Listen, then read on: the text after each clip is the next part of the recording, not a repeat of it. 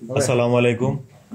আপনারা জেনে থাকবেন গতকাল সন্ধ্যার দিকে কোতোয়ালি থানাধীন বকচর এলাকায় একজন ভিকটিমকে, নাম শহীদুল ইসলাম, তার দুই চোখ উপড়ে ফেলার মতো নৃশংস একটি ঘটনা ঘটেছে। এই সংবাদ প্রাপ্তির সাথে সাথে আমাদের কোতোয়ালি থানার পুলিশ ঘটনাস্থলে উপস্থিত হয় এবং ঘটনার রহস্য উন্মোচন এবং ঘটনার সাথে জড়িতদেরকে গ্রেফতার করার জন্য চেষ্টা করে।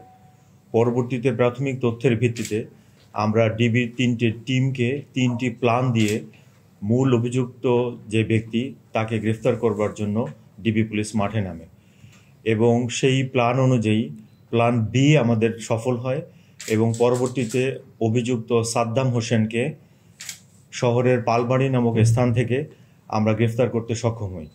পরবর্তীতে ব্যাপক জিজ্ঞাসাবাদের ভিত্তিতে প্রাথমিকভাবে অভিযুক্ত জানায় যে তার সাথে যিনি ভিকটিম শহীদুল ইসলাম, তার খালু এবং তার সাথে পূর্ব শত্রুতার জেরে তাকে ঘটনাস্থলের কাছে তাকে নিচে মাটিতে ফেলে তার বুকের উপরে উঠে তার দুই আঙ্গুল দিয়ে দুই চোখ উপড়ে ফেলে পালিয়ে যায় এবং তার বিরুদ্ধে আইনগত ব্যবস্থা গ্রহণের বিষয়টি প্রক্রিয়াধীন রয়েছে এবং আইনগত ব্যবস্থা শেষে তাকে আদালতে আজকেই সোপর্দ করা হবে।